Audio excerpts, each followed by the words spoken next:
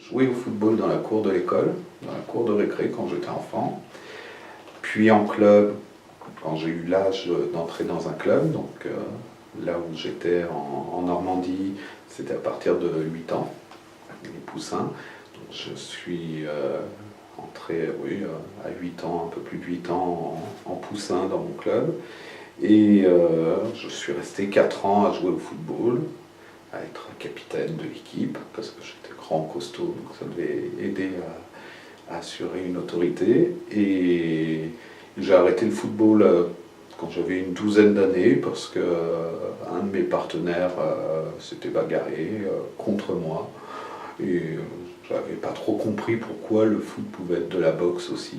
Donc j'ai arrêté le foot, le goût du foot a disparu à ce moment-là, enfin, est tombé un petit peu en veille à ce moment-là, et puis est revenu plus tard. C'est revenu à partir du moment où je me suis retrouvé dans la métropole lilloise, où je me suis fait des amis qui aimaient le football, et où on s'est fait des soirées certainement un peu trop arrosées à regarder des matchs, et puis avec d'autres amis à aller au match, à aller au stade, voir Wascal en deuxième division, voir Lille en deuxième division également, et puis je suis devenu père de famille, dont père d'un fils, père d'une fille d'abord, et père d'un fils qui lui-même a accroché au football et qui m'a relancé aussi dans le bain de ce sport. Le LOSC. Le LOSC.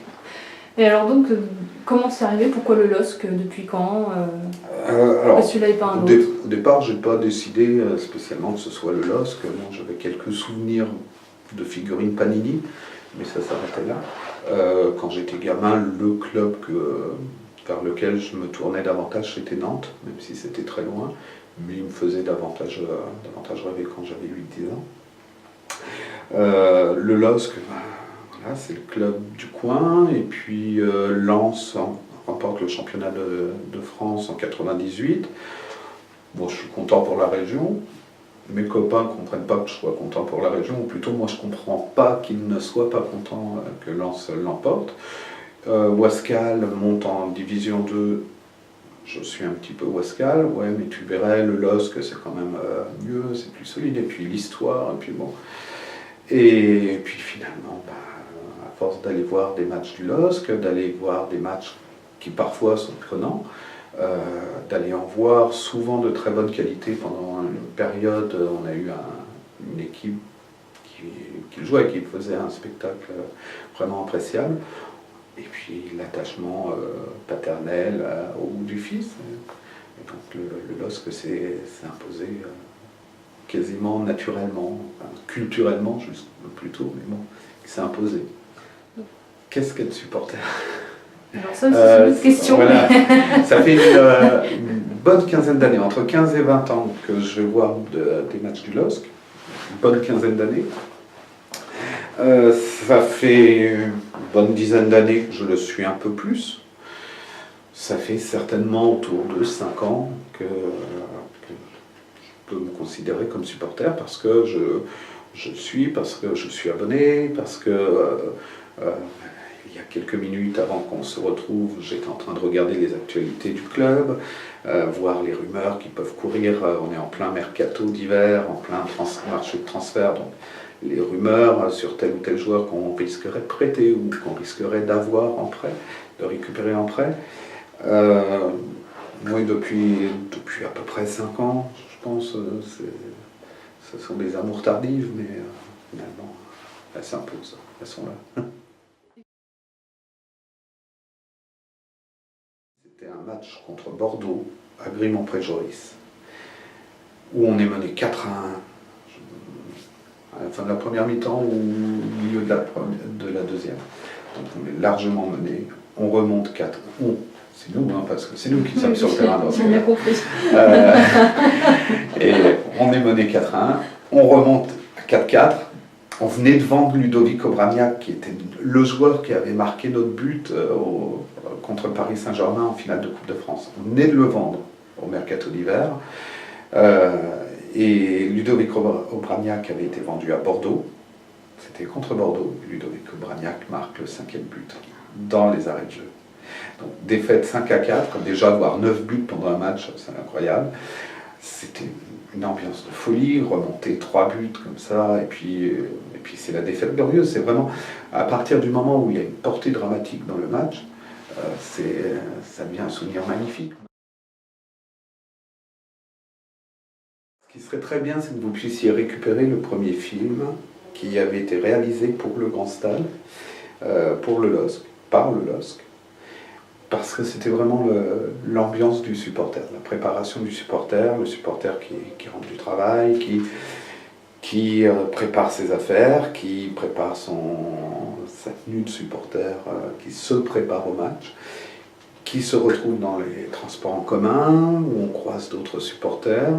On en croise beaucoup si on arrive tardivement, on en croise assez peu si on prend ses précautions et qu'on arrive tôt au stade. Mais au fur et à mesure qu'on avance, qu'on s'approche du match, le nombre de supporters augmente dans les transports en commun.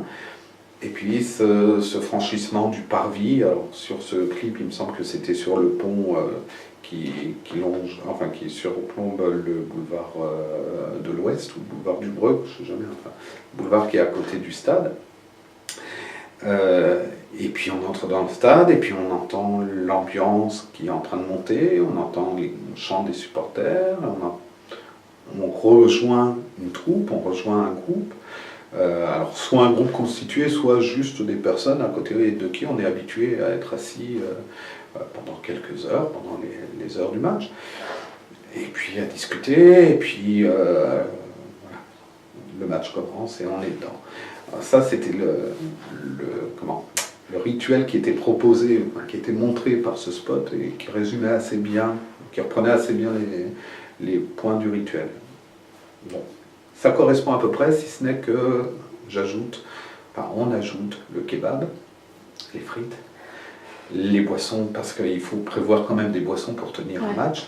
La voix se repère assez facilement. Un petit peu moins ces derniers temps parce que les matchs sont moins emballants, mais il y a eu des matchs difficiles, tendus, où là on crie facilement et on risque de perdre sa voix. Donc, ça fait partie du rituel aussi. C'est tout un environnement culturel. C'est un peu comme prendre les bonbons ou les pop-corn à la séance de cinéma. Voilà, c'est un tout. Le match lui-même ne se suffit pas. Il devrait se suffire, mais finalement, il n'est pas que cela. C'est vraiment un spectacle qui nous est proposé. Et la clé du spectacle, c'est qu'on ne sait pas si ça va être un bon spectacle. On ne peut pas savoir, même si on est à fond avec les acteurs, ça peut être un spectacle raté, ça peut être un spectacle désagréable à voir mais réussi, on ne sait pas. La qualité du spectacle est quelque chose après de très aléatoire et de très subjectif.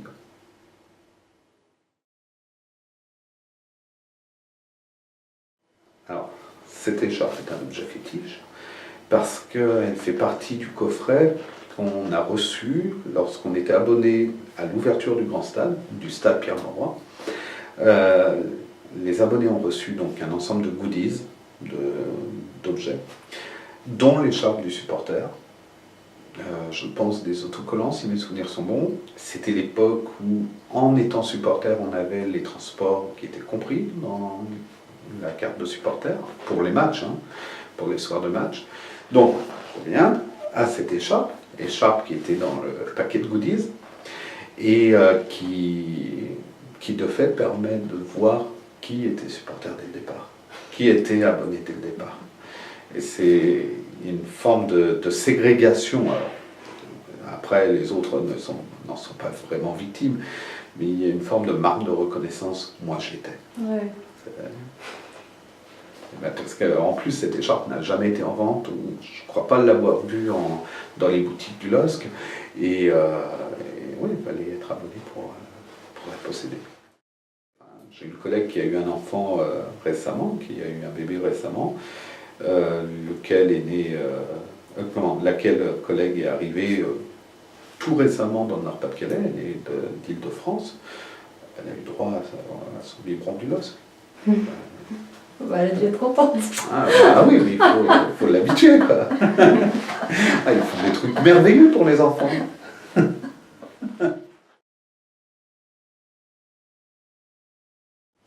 Je crois que le fait de ne pas passer une journée sans se demander ce qu'on va faire, c'est quand le prochain match, est-ce qu'il y a des nouvelles, il y a quand même un attachement qui